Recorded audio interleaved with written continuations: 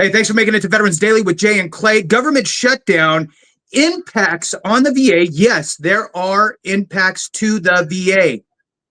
Everybody always seems to focus, Clay, on I'm still getting paid. I can still go to medical. Cool. But there are impacts to the VA and what is happening. And here's the other thing. We do not know how long this is going to drag on. There's collateral damages that will be happening. In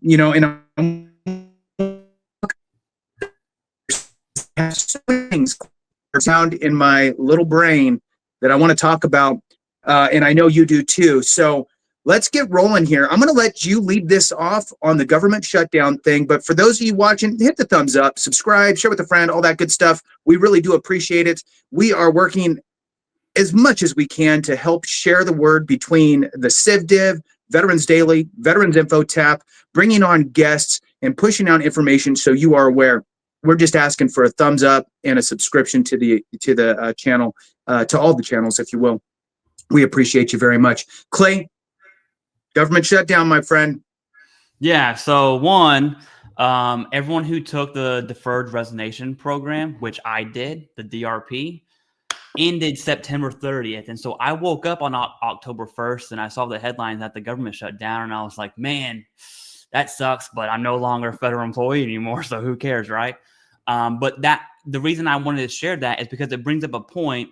There are VA impacts. And although me personally, I'm not impacted, there certainly are veterans who are impacted. And that's an understatement. Not to mention the veteran who's impacted by this VA change or the government shutdown aspects on the VA, and maybe they're a federal employee and they're kind of getting the double whammy there. And so it is important, but the VA secretary himself has made a statement. And so we should at least give him a listen to say, hey, what's the VA secretary saying about the government shutdown? And here that is, it's a minute long. So we'll go ahead and watch this. What's your message to the Senate Democrats who didn't vote on funding the extension on behalf of those you serve there at the VA? Well, I think, frankly, it's very hypocritical for the Senate Democrats who complained all the time about stuff that we were doing to refocus and always talking about what happens to veterans and what happens to the veteran employees, but yet they have decided over partisan issues to shut down the government and make sure that there's issues that could develop like this. And what you just laid out was very clear on some issues that could happen around our veterans, not to mention the, quote, veteran employees that they always talk about on the Democratic side in our federal government. They've decided that it's better for them to be in a situation where the government is shut down for basically unreasonable demands. This is the same Democratic group that in March voted for this basically same CR with just adjusted for inflation. Now they want to extract a political toll. Again, it's very sad to look at, but let me just make one thing very clear for veterans watching this morning. Your health care is there. Your hospitals are open. Our clinics are open. Your disability benefits are going to be processed. But because of what the Democrats are doing in this one, unfortunately, they're going to put long-term risk of making things slower and more inefficient while they play out their partisan games. That is not good.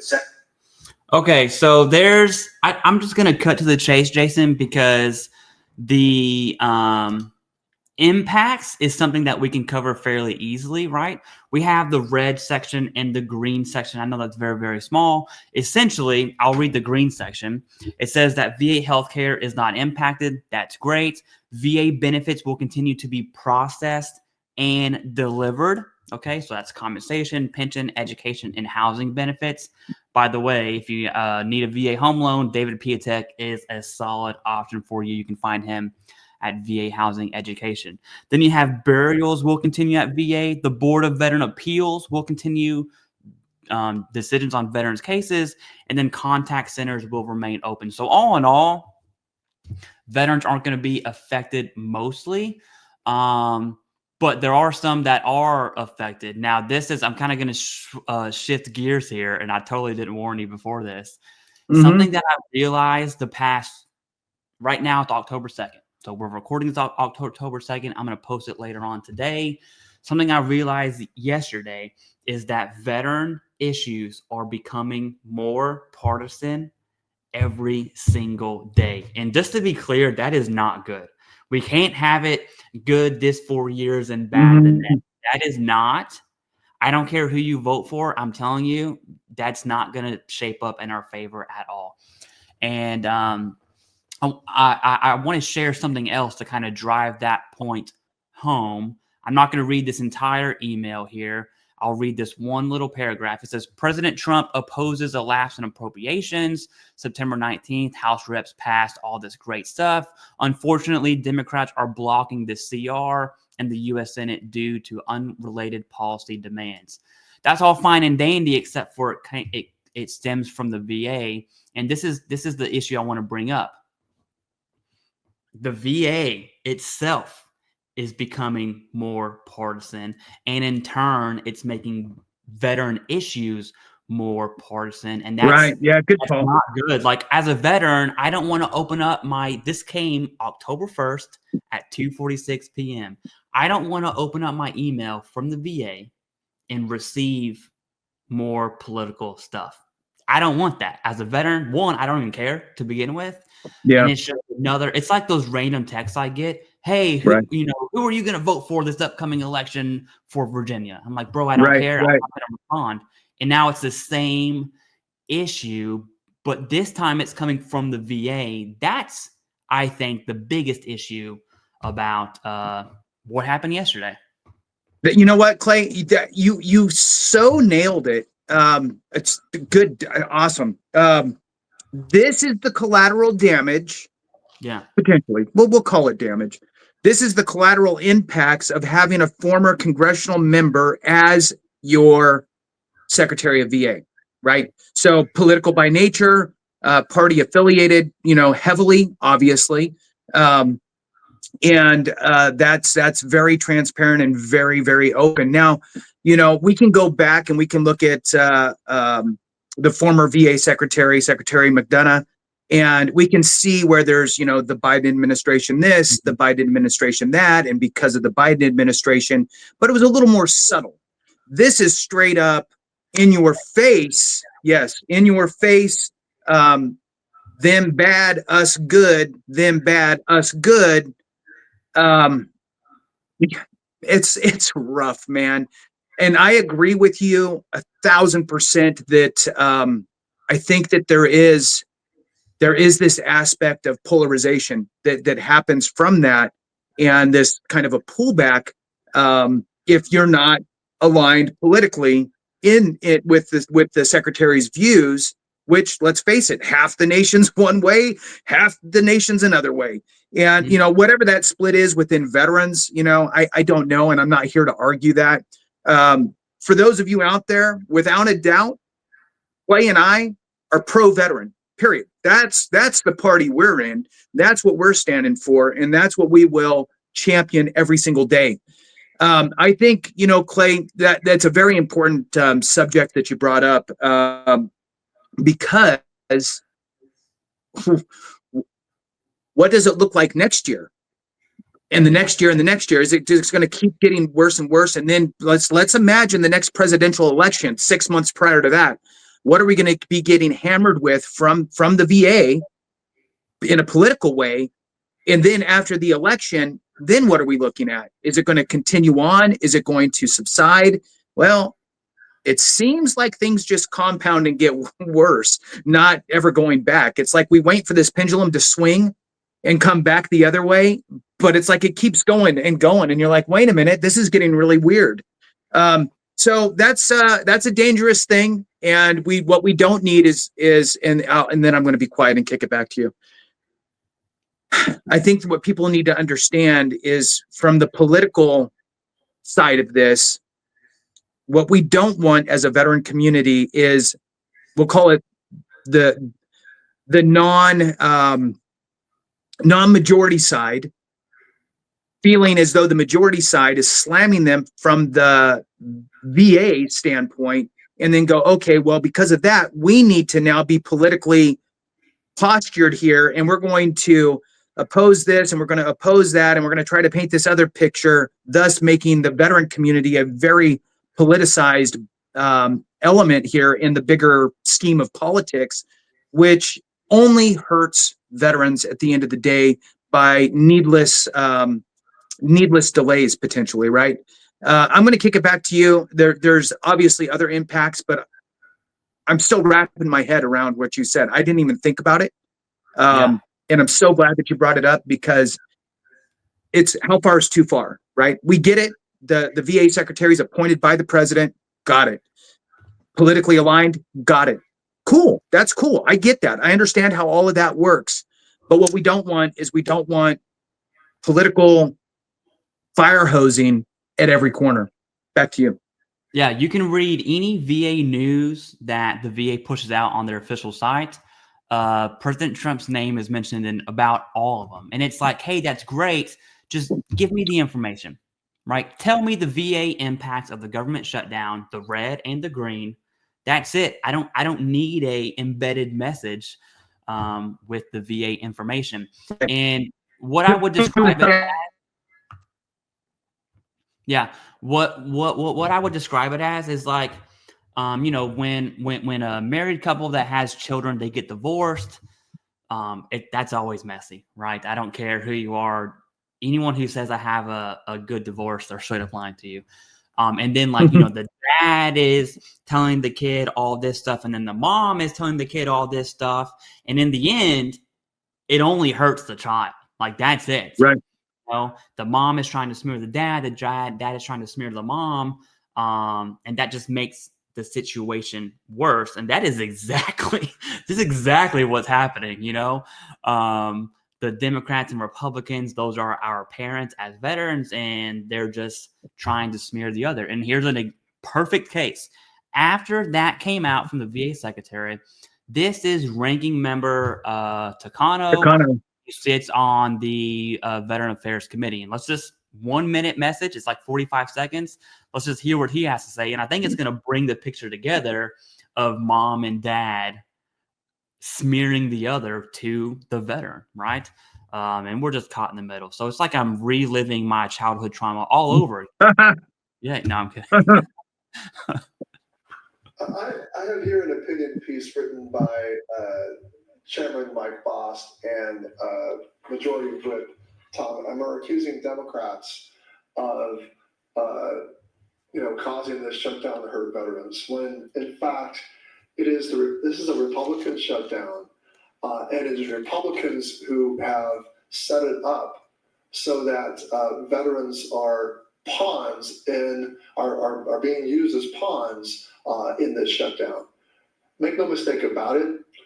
It is Republicans and Republican leadership that are bent on hurting America's veterans.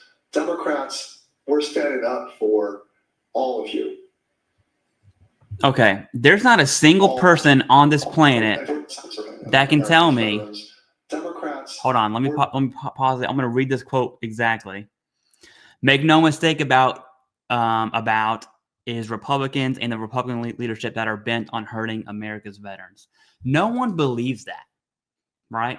No one truly believes that there are congressional members that hate veterans. They'll use it as a talking point, but that's just not true. And it's just like, again, it's mom and dad arguing, trying to smear the other one to the child, and the child is the one who, I love you more. I love you more. They hate you. Yeah. You know, I took you to Disney World and we did this. You know, you never do that at your mom's. And it's like, what are we talking about, dude? That's exactly exactly what's happening, and it sucks. It does suck. It's embarrassing, actually. You know, we should be relieved from all of that sort of banter, right? We should be excluded from that, sadly. So, all right, it got very political there for a minute. I'd love to see some of these comments. What are your thoughts? Obviously, from just a kind of a reflective sort of a way. I agree. The political world is an ugly world. And sadly, we are involved in it simply because we are veterans that we're receiving benefits that got created from the government, right? So sadly, here we are. Now, I wanted to touch on some of the impacts, right? So the things that are not impacted are a couple things that the two big ones that most people are worried about are, am I receiving my check, right? Do I get my disability compensation, my pension?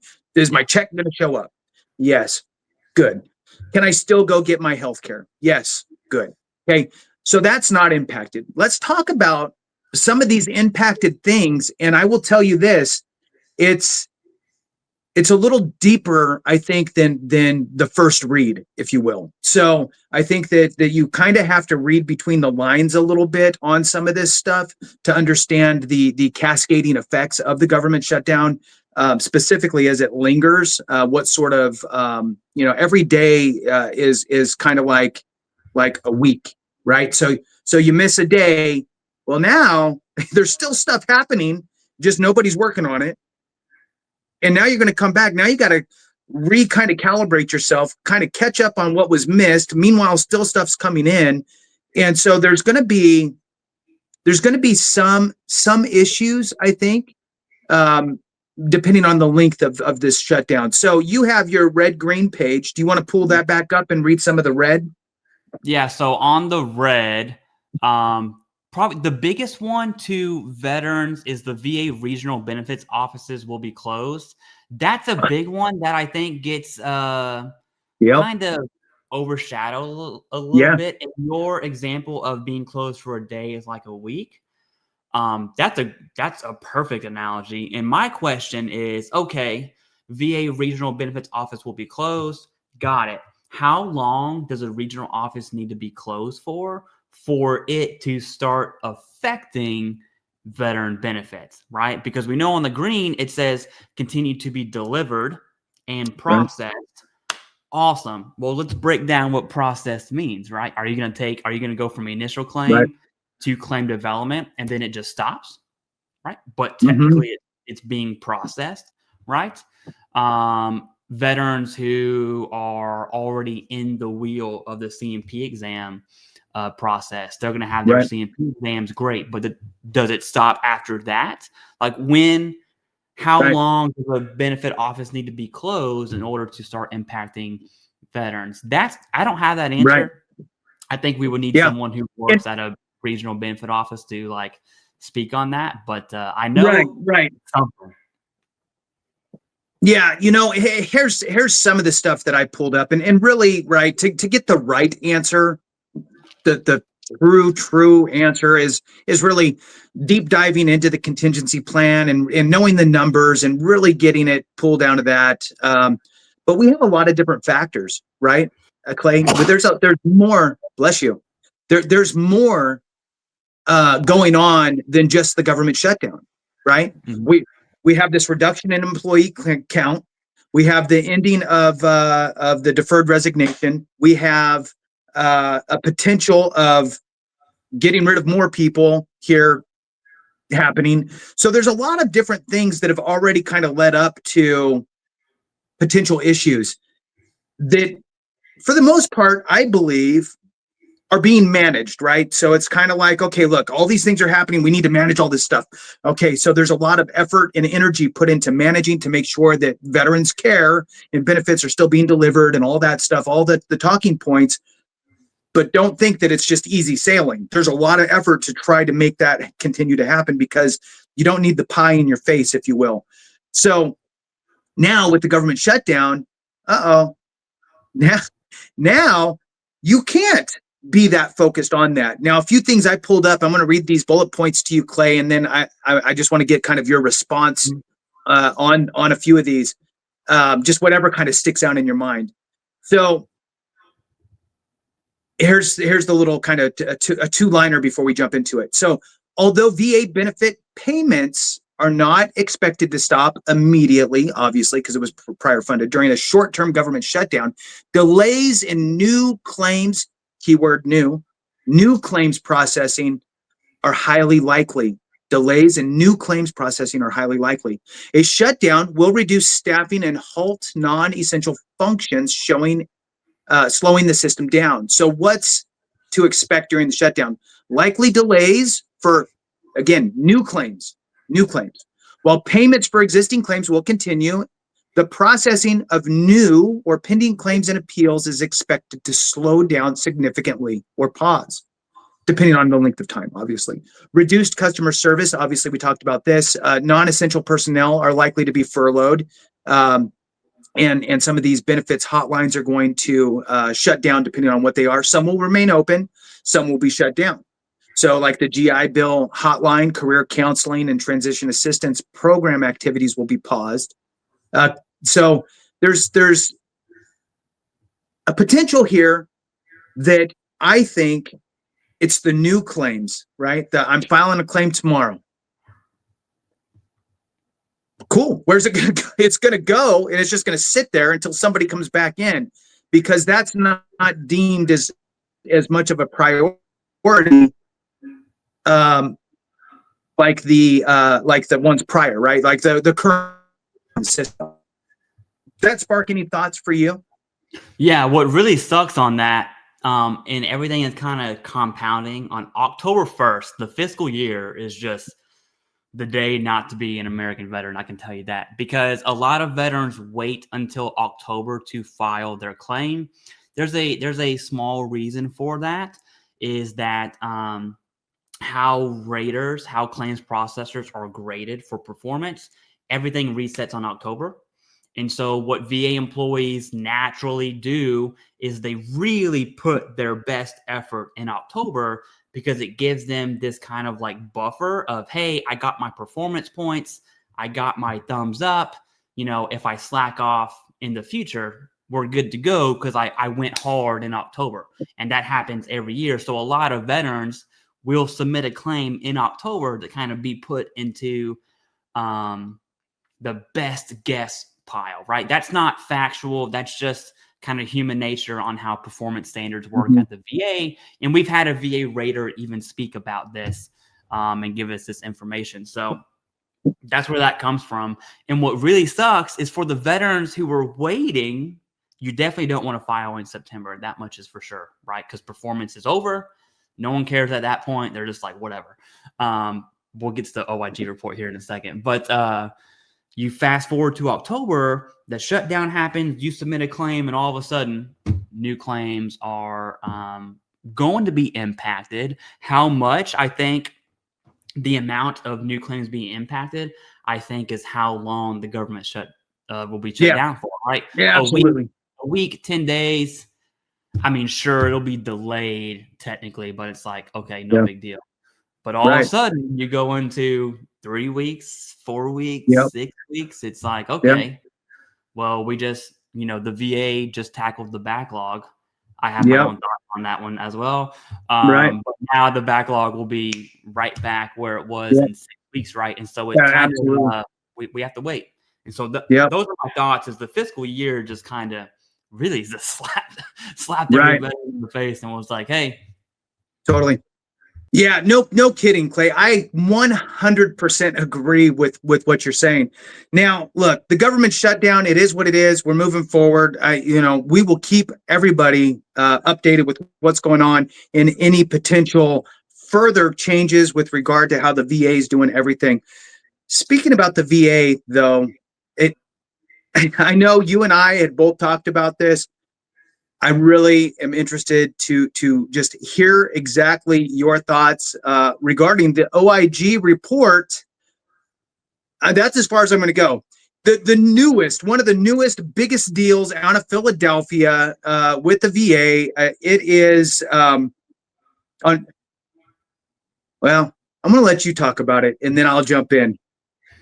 Yeah, so long story short, I would pull up the OIG report for you, but a part of the government shutdown is the OIG takes its site down. So you can no longer access the OIG website, and so you're just going to have to trust my word on it. And then I did a video. I'm sure Jason will do a video here soon on that report. Long story short, there was an authorizer at a VA regional benefit office in Philadelphia that was essentially approving claims. It averaged out to be about 100 claims, authorizing claims, 100 per day, which was way higher than the national average. And you're thinking as a veteran, hey, this guy's approving claims. That's awesome, right? And it sounds good. And then you start looking at what the OIG dug into, and all of a sudden, It couldn't be worse for veterans. People think that's like a clickbaity phrase. It's not. And here's the truth: is this claims authorizer was already flagged by, let's just say, his boss's boss. And the boss's boss reached down and said, hey, you have a claims authorizer who is so far above the national average of every claims authorizer. What's going on there? And the VA Philadelphia regional office was like, hey, don't worry about it. He's a great employee. You know, bada bing, bada boom. He's just the best thing since sliced bread. All right. Now, the issue with that is, one, the VA regional benefit office is covering for themselves. If you know anything about federal employees, they will die for their coworkers. And it's a good thing. In this case, it's a bad thing. And so they were kind of covering for this claims authorizer, and he just kept doing what he was doing. The VA OIG received an anonymous tip. Okay. And essentially what they found is this claims authorizer rarely, and this is the word that was used in the report, rarely opened the veteran's evidence, so didn't even look at it, and would authorize a claim and spent about 4 minutes per claim, when the national average, and again, this is indicators It's like 20-something minutes. 21 minutes is the national average. And then you're like, oh, this claims authorizer was obviously just blindly clicking. But then you go like, well, hold on, 21 minutes national average. Like how many claims processors and authorizer are looking at veterans evidence, and how are they doing that in 21-minute period? And then all of a sudden you're like, oh, because they're not. Like, duh, right? So that's another aspect that we can kind of travel down. But this is all factual, right? We don't have to guess anymore. And so now the crux of the issue is, and some people don't think this is true, I don't know why they can't get this through their thick skull, is every single claim approved by that claims authorizer will be readjudicated. All right. The sample size was just, I forgot the years. I'm just going to say 2024. They gave a time frame. That was just a sample size. Okay. It's going to be much larger than that. This is just a sample size in the OIG report. So to be clear, the OIG report is not the full picture. They just viewed a sample size. And so it's much larger than people think. And what that means is, if you had a claim go through Philadelphia that was approved by this person, it's going to be readjudicated, period, point blank, for accuracy. And if you were being paid, let's just say 100%, when you shouldn't have been paid, the VA is going to take that money. Like, they're going to do a reexamination, right? At best, let me rephrase this. At best, you get a reexamination, all right? Legally speaking, they can just say, hey, nope, it was inaccurate. Here's why. Boom, reduced. That's it. Right. And so a reduction and a reexamination are totally different. Right. And they have the legal authority to do both, whatever your situation permits. And that's going to happen. Right. And people are like, well, you know, it was the VA's fault. We shouldn't have to pay it back. Sure, you can say that all you want. But you're going to pay it back, right? Like, you're going to pay it back, and that's just the end of the story. Those are my thoughts. That was a very quick synopsis. I wish the stupid government didn't shut down so we could actually see the report. But and I think the estimated was $2.2 million to be recouped. Again, just an estimate on the sample size, not this claim authorizer's career, right? Right. Huge. So, there's so much to unpack. Now, for those of you that don't quite understand where this fits into the process, somebody else at the VA went through all of your stuff, flipped through it, looked at everything, and they said, hey, this person should be 50% for migraines and 70% for PTSD and 10% for their back. And then they sent it on. Then this guy in Philadelphia just went, yep, agree on all of them. Now, there are some cases in the sample size that show that maybe it shouldn't have been agree. Maybe it should have been, you don't quite meet the criteria for 50% for migraines. You do meet it for 30%. You didn't prove the economic instability or whatever aspects of it. So although it felt good to get a higher rating, like Clay said, they look, it's money that was paid out and it shouldn't have been paid out. There was a mistake, and guess what? We caught our mistake and we're going to clean that up. Now, you never know. If there's enough political kind of, backlash about, ripping money away from veterans and blah, blah, blah, blah, blah, like they wanted to do with pension claims when they didn't quite track that appropriately. Who knows what'll happen? But the VA do have that ability to go, oh, we overpaid you $40,000 over the course of X number of years. We're going to take that out of your next X number of checks. If you are in that boat, and let me start it with this. You don't have to live near Philadelphia for your claim to have been adjudicated in Philadelphia. You could live in California and your claim could have been processed in Philadelphia. When you now, just to keep it super easy, a long time ago, it used to kind of be more, it's at the closest place to you.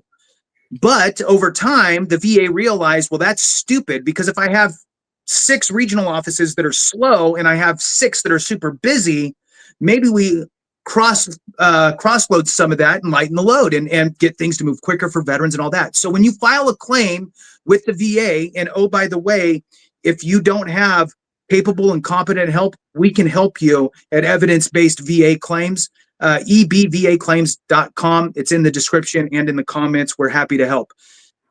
When you file your claim, it goes to a national queue. That national queue, where it all goes to, looks around and goes, what's the regional office that can take this one? And it shoots it off, right? Obviously at a much bigger, aspects than that. But you could live anywhere and have your claim processed there. So don't think just because you're not close to there doesn't mean that this guy didn't process your claim. So figure it out. You will probably be notified, right? But doing a little footwork yourself doesn't hurt. You're not going to know if it was this specific person, but you might know if it was in this specific location, and just kind of prepare yourself for the just in case factor. Go through your claim, make sure everything was done appropriately. If you think you were on the edge, right, between this rating and that rating, maybe go to the doctor, get seen again, start building some evidence to protect yourself. I know it seems like a lot, but I'll tell you this, preparing today for something that might not happen is not that big of a deal. Not preparing and then having something happen and then being like, oh my God, I have no check. How am I going to survive? It could mean homelessness for some people. So doing a little bit of work up front can definitely help you if you think that you may be impacted. In the event that you receive a letter from the VA saying, hey, guess what? We screwed up and we need to take money back. Don't ignore it. Call them and work out a payment plan with them if that's what needs to be, because they might just say, we're going to take your next X number of checks and call it even, or they're going to propose something. And if you don't say anything, they're going to do it how they want to do it. You can have a conversation with them. And, if it's $100 a month for the rest of your life, then it's $100 a month for the rest of your life, right?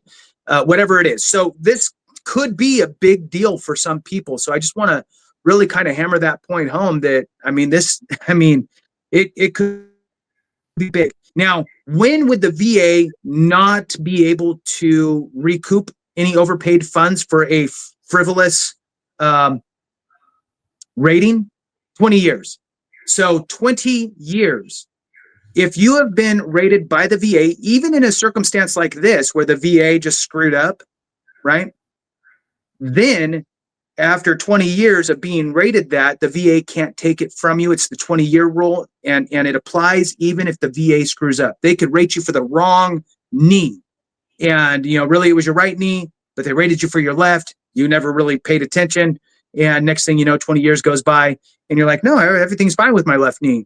They can't take it back. They can only sever that and try to recoup it if it was fraud. Now, if you were in cahoots with the with the VA worker and you had some fraudulent deal going on, that's different than a VA mistake. So anyway, there's so much there, Clay. You had brought up something, and I want you to expand on it a little bit. The idea that the approving authorities nationally at the VA are on average, right? We all know how averages work. The average is in the middle. You got some people taking longer. You got some people being faster. 21-ish minutes to claim and go, yep, it's all done right. I can't help but think that there's many different situations, right? Many different situations out there. Wow, I am very blue. Sorry. Man, what happened? That sucks. Anyway, I spilled coffee on my keyboard, and I don't know if that just killed my whole situation. Anyway, so I'm just blue about it, Clay. How about you? Yeah, man. The when it comes to the 21 minute, like reviewing evidence, that's the part that sucks, okay? Because it's like, well, how do I say this? There is evidence that is easy peasy, lemon squeezy. Like if it's direct service connected, you have evidence, a complaint in your post-deployment health assessment, you have a current diagnosis. That's not going to take me 21 minutes to review. So on one hand, that makes sense. On the other hand, you have veterans submitting private DBQs, private Nexus letters, all this other evidence, maybe even private healthcare records. They're submitting VA health records. They're submitting all these records. And then you're like, okay, well, 21 minutes is definitely too short. I mean, I've seen a lot of Nexus letters and it takes me about 10 minutes to read one to really understand. Like I can't speak doctor. So I really have to read it a few times to get that. And so that's a big issue there. There's another issue, Jason, that this is going to be rumor mill. Okay. And I'm saying that because I usually don't say anything unless I can back it up with some correspondence from the VA. I have a few friends, many acquaintances who are claims processors, VA raters. They work in the VA in some shape, way or form. Okay. And essentially, here's a rumor mill. You'll have to take I debated talking about this, but I guess I'm going to talk about it anyways. You'll have to take my word for it because I can't prove it.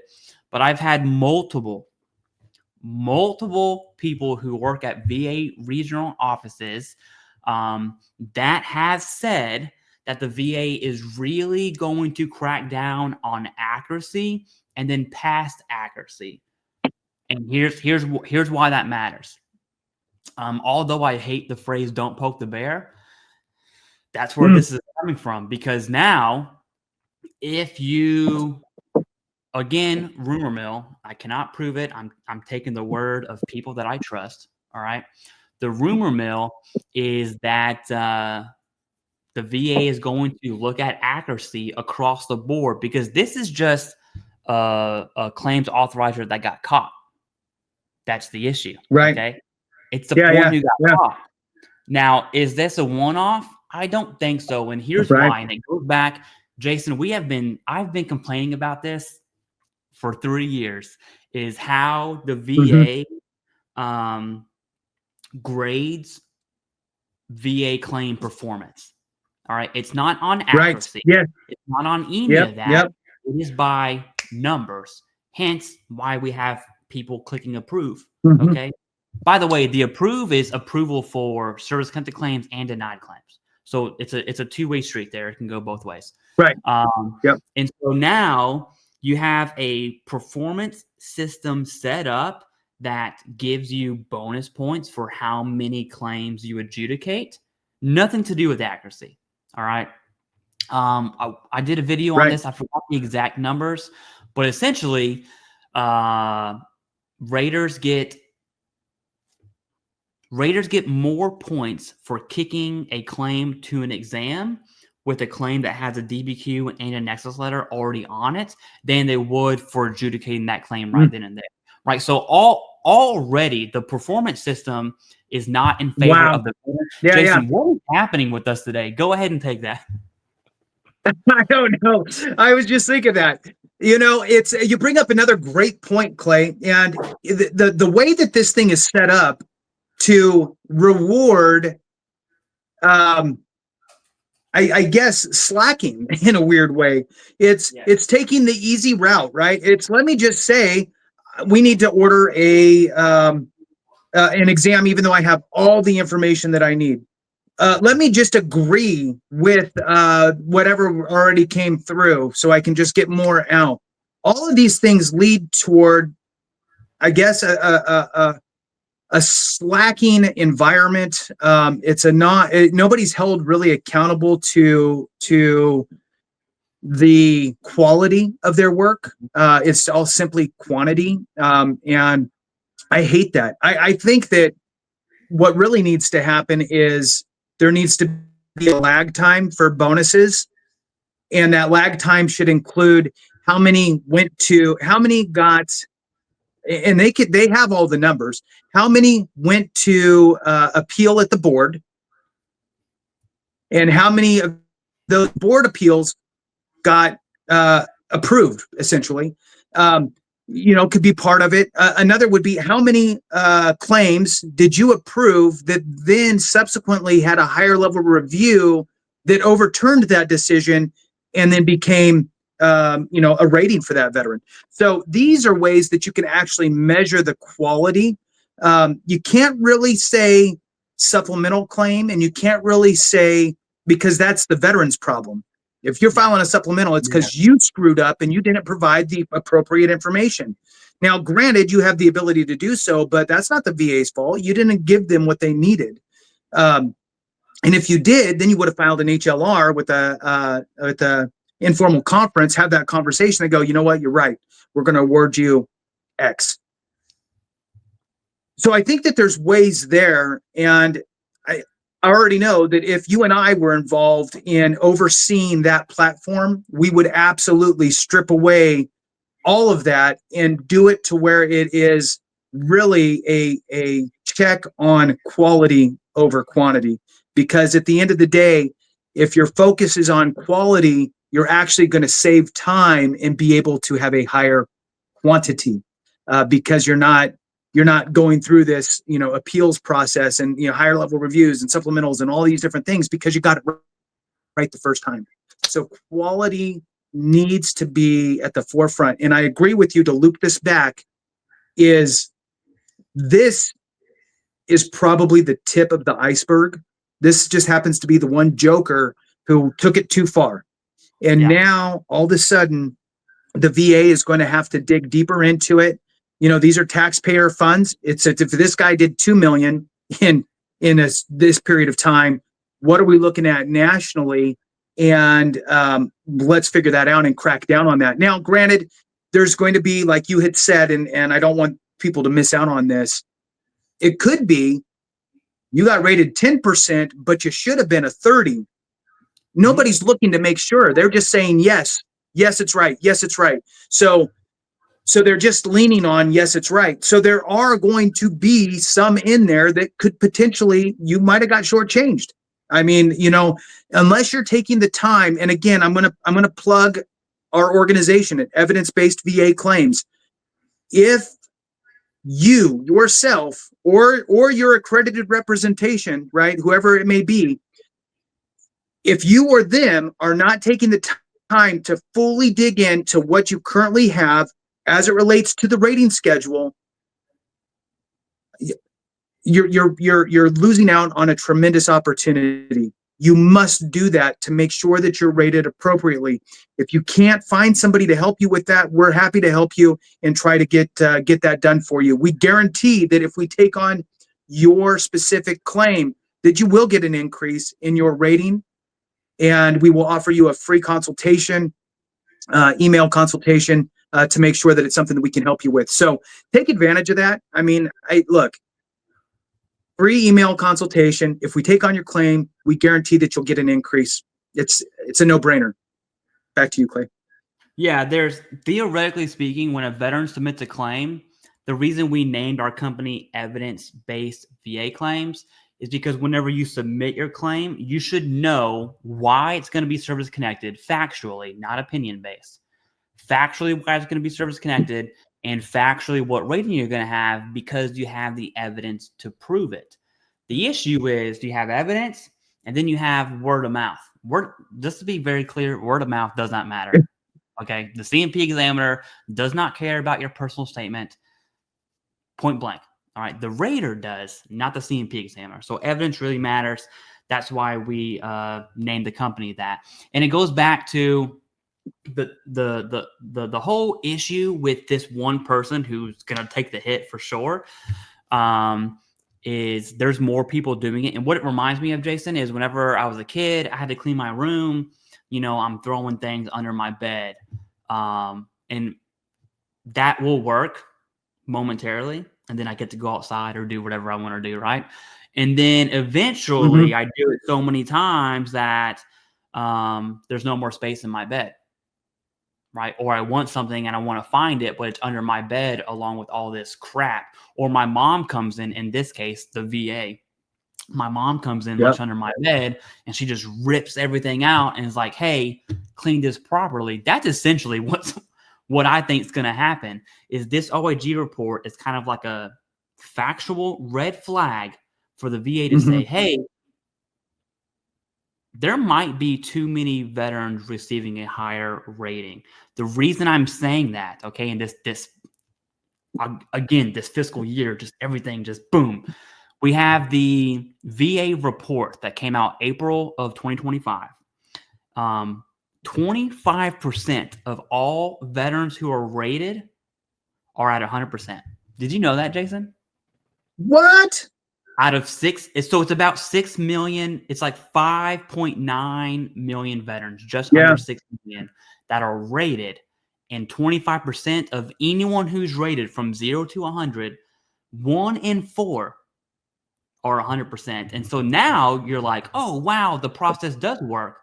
But then you see this OIG report and you're like, oh, wait, is that right? Is that because regional benefit offices are just clicking the stamp button to authorize a claim to get their performance points? Is that accuracy? And all of a sudden, there's this huge red flag in the back of my brain that's saying, hey, 25% of all veterans who are rated might not be 100%. And that is why whenever I heard the news about the rumor mill that I can't prove, to me, it makes complete sense. So if you spark the VA to look at your claim, I really think they are going to do a full examination accuracy check, we'll call it, on any claim you've ever submitted. And that's the hill I'm going to dive on. So, it's a great point. What I'm good at. Look, and here's the thing. Believe me when I say that the federal government, the VA, all of that stuff has been tracking. They know the numbers. It's not like it's some big secret. They all know the numbers. They know how many veterans are applying for benefits, how many are getting awarded, what those dollar figures equate to, obviously the COLA adjustments that, the total cost, if you will. And they see that line, and that line goes like this over the years. See what I'm saying? It's not getting any cheaper for the federal government. It's getting more expensive at a rapid pace. We are losing, the veteran headcount is decreasing. We're dying off faster than we're replenishing as a veteran sphere, if you will. And at the same time we're decreasing in population, veteran population, we have increased our amount of disability compensation being paid out to us. Okay. So that writing has been on the wall for a long time. Now we've been seeing the rating schedule changes for the last, 8 years or so, right? tightening it up, tightening it up, tightening it up, tightening it up. And, seeing things like the digestive system, really, it almost seems laughable, the criteria used for gastroesophageal reflux disease now versus what it used to be. The way it used to be seemed more appropriate and really outlined all of the different signs and symptoms and all that good stuff versus the new way. The new way seems very strict, if you will, being under the esophageal stricter guidelines. So that seems difficult. And I know, Clay, and I'm going to let you give your thoughts on it, that it seems to be that it's these ones that are targeted more, right? And the whys. But losing like tinnitus, those types of things coming up, the sleep apnea change, all of these things are either have already happened. Another great one, not great, like in a bad way, it used to be a good one, was the ability for insomnia to be a secondary condition to an existing condition, right? So in other words, my back is so bad, it keeps me up at night. I can't get comfortable. I can't fall asleep. I can't stay asleep because of my bad back. I now have insomnia due to my back. That used to be a possibility, but now it is not. And it's been since, I think, 2000, I don't know, 24 or 20, I can't remember. It's been a couple years now. And that's a huge deal. When you talk about compounding the percentages and taking you to 100%, there used to be easier paths to 100%. Those paths are getting blocked. Okay. It's not going to get any easier. And this is why I'm telling people out there, look, you know what the rules are today. You know what the avenues are, the roads. Take advantage of it today because it's there for you. We cannot guarantee you what the future holds. All I can say is that it doesn't look as favorable for veterans in the future.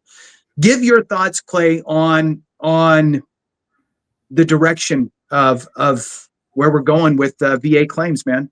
Yes. So I've been preaching this for about a year and a half now, this conspiracy theory that I have. And I'm listen, each day goes by, it just seems to favor the conspiracy that we do have this inverse relationship. How's it go? There we go. Yeah. Now the inverse relationship makes sense, right? Where we have an increase in compensation. GWAT is a huge part of that, obviously. And then you have a decrease. Okay, so it should be something like that, but my arm doesn't work that way. We have a decrease in population, and that's because of the Vietnam conflict era. The draft is a part of that. Like all the inverse makes sense.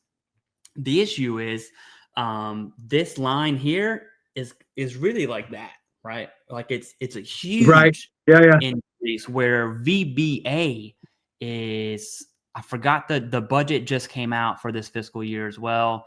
I guess technically it didn't, obviously, because the government shut down. But the VA as a whole receives an increase in about 180 billion, give or take a few billion, which is wild to say, is for disability benefits, period. That's it. For compensation, for VA disability. And you're thinking, man, that's a lot of money. How long can we sustain that, right? Because we're talking the increase in compensation is from the GWAT era. We have a solid 50 years left in us, right? Just from my generation. That doesn't even include pre-2001. Does it include Desert Shield Storm? I guess technically it does for the Gulf War there. Does it include the peacetime Cold War before that? And it doesn't include everything from here on out. And now it's like... Right. How long can we sustain that? And so I like how you said, they're blocking avenues. I would use the phrase, the VA's changing the rules. And you think about it. Okay, what's the anchor claim? It's tinnitus. Tinnitus is the anchor claim. You can have migraine secondary. People say vertigo secondary. You actually can't. Anyone who says vertigo secondary, that's not secondary to TBI. Immediately, they don't know what they're talking about, so just ignore them. Anyways, migraine secondary, used to do insomnia secondary. I've seen sleep apnea secondary to tinnitus on the anxiety stress side of the house, by the way. All tinnitus is the anchor claim. What did the VA do? They changed the rules. Boom, got it. Don't have to worry about that anymore. Okay, well, what's the most common secondary that gets a veteran free VA healthcare for the rest of their life? Oh, it's sleep apnea. Change the rules. That's it. Like, that's, to me, if it walks like a duck, it quacks like a duck, that's a duck, dude. And so, in my opinion, is the VA changing the rules, and these are VA changes, not congressional changes. Is the VA changing the rules in accordance with the future of the American taxpayer budget? I think the answer is yes. And I also think it's obvious. I don't even think the arguments I'm presenting, someone could be like, oh, no, you're wrong. I think it's objectively, the conspiracy theory feels like the truth, basically. Long story short. Right. And I can talk well, forever on that. That's my bread and butter. But yeah. And here's the thing: call it whatever you want. mm-hmm. Doesn't matter. It could be a conspiracy theory. It could be. It doesn't matter what anybody's calling it. Just let's extract the fact from it. And the facts are the rules are changing, thus making it more difficult to reach 100%. That's all true. Who cares how it's getting there if Congress is sitting back there going, we need to work with the VA secretary and get him to change these things, or if it's just a matter of the medical community saying that these things have changed and now you need to change that. It really doesn't matter. At the end of the day, the veteran cares about what the veteran can get in their pocket to help make their life a little bit easier. And I'll tell you, and again, look, call to action. If you're not 100%, if you are not 100% today, October of 2025, whether you've never filed a claim or you have a 60%, 80%, 30%, whatever it is so important to take time to go back and reflect on where you're currently at. Did your conditions get worse? Do you warrant an increase? Are there secondaries? Did you miss out on a presumptive condition? Does TARA play any effects or impact on a potential claim? Did you miss a direct service connection? How do your current ratings stack up against the rating schedule for each one of your conditions specifically? Can you tie all this stuff together? And I'm telling you, the more time and effort that you put into it, can you do it yourself? Sure. Takes time, energy. You have to have the wherewithal to make that happen. You can go find a free resource. For some of you, you have a great resource in your backyard. Awesome. For others of you, you don't. It's the nature of the beast, which is why we did create evidence-based VA claims. So take advantage of the free consultation. Doesn't cost you a nickel. We'll let you know. Yes, we think we can help you. And guess what? If you don't get an increase, then it's on us. So we will guarantee you an increase. Take the time now. It's not getting any easier in the future. The writing is on the wall. Clay, on that note, what are your thoughts on the rating schedule changes that are proposed for, there's some light stuff changing in the neurological rating schedule. You have your respiratory, your auditory, and your mental health rating schedules. These are 4 different rating schedules out there with the VA that the VA has kicked down the road a few times. What are your thoughts on any sort of implementation of these changes? Now, I'm going to throw this out there. I already know it will happen. It will happen. We just don't know when. What are your thoughts on the when aspect? I think the Undersecretary for Veteran Benefits plays a big role in that. They've been absent. We had the nomination. I don't even know if they were confirmed or not. Probably not, because the government shut down. But that's underway right now. The Senate hearing already went through that. That's its own crazy things happen in there, by the way. The Senate hearing already happened for that. And so once that person's in their role, I think that will get back on track. And then how do I say this in a way that is not confrontational? There are advocates to the government that have strongly suggested speeding up the VA SRD changes, which is VA scheduled rating abilities. And that's apparent. And I think the administration wants to do that. I think they don't have the people in the right place to do that yet. We had the nomination. So I think it'll be back on track. I was pretty confident in October 1 until the VA canceled the advisory board committee. So the advisory board committee, like, that's being scheduled. That's being talked about. That's the next step to implement the changes. That recently happened in August, got kicked to September, and then that got kicked again. But I think the main reason is because of the VBA undersecretary being held for not nomination. So it's going to happen. And again, we see these changes, insomnia secondary, block that road. Sleep apnea secondary, block that road. Tinnitus, block that road. Mental health, it's my opinion, it's not going to be favorable. Okay. We won't go there because that's its own hour-long conversation. And then you have small changes like the radiculopathy to make it more objective, where right now you see a lot of 20% for sciatic nerve. I think that'll be 10 and 10 largely. There's a bilateral factor in it. Bilateral factor matters once you're at 2020. The 10-10 is such a small factor. It doesn't do anything. Once you hit the 20s, then it starts to matter. And then obviously 40% bilateral is like a huge one. Okay. And so I think you see all of these small changes where the VA is kind of just like, they're changing the maze for the mouse to find the center.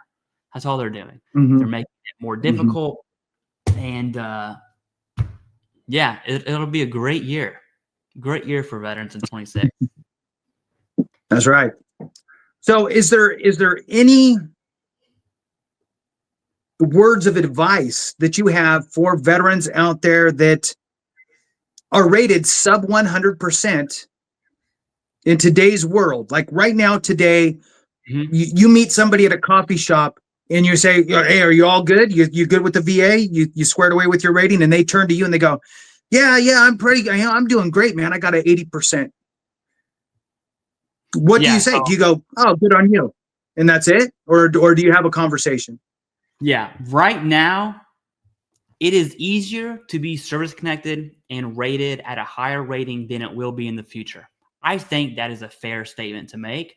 And so with that being said, what do veterans need to do? If you're not 100%, if you're 100%, this whole conversation changes. Personally, I would really look at the OIG report and what the VA is going to do with that before I do anything. Anyways, back to what we're talking about. If you're not rated today, option number one, and we've said this, although we have our own company, find a VSO. Like that is your first option. Find a VSO. The issue is not all VSOs are good, and that's like the PG way of saying it. And the good one, a VSO is good whenever you schedule an appointment and it's 6 months out, 3 months out. That's when the VSO is good because everyone is using them. The issue is there's one of them, right?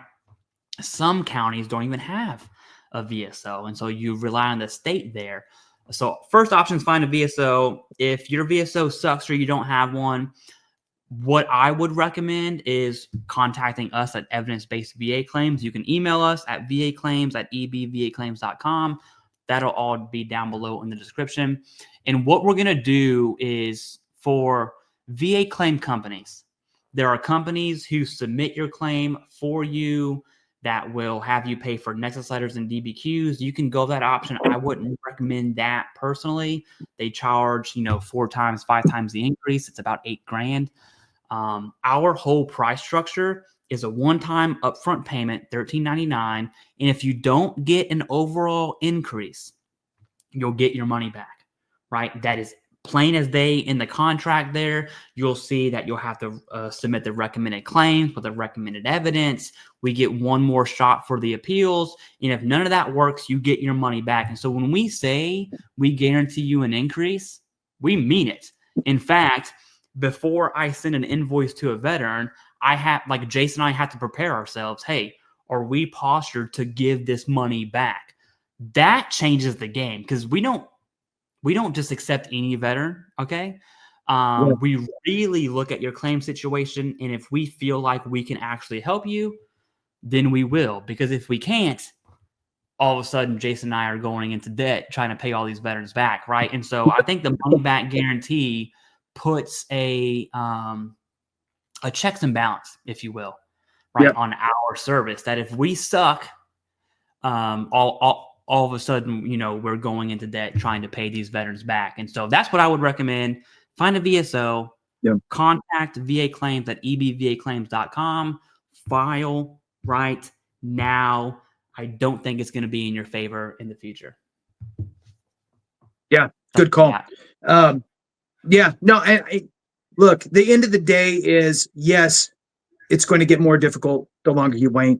Look at it now, see what you could do. I'll tell you that it's my belief that there's a lot of people out there that would have benefited from the old rating schedule for gastroesophageal reflux disease. But that ship has sailed, right? There's a lot of people out there that would have benefited from adding insomnia as a secondary condition to another condition. Ship has sailed. These ships are going to keep sailing, and pretty soon there's going to be no more ships in the port for you to jump on. So take advantage of it now. You are not getting a handout. Okay. This is the way the laws are written today. I think that a lot of people don't realize how many options there are for service connection.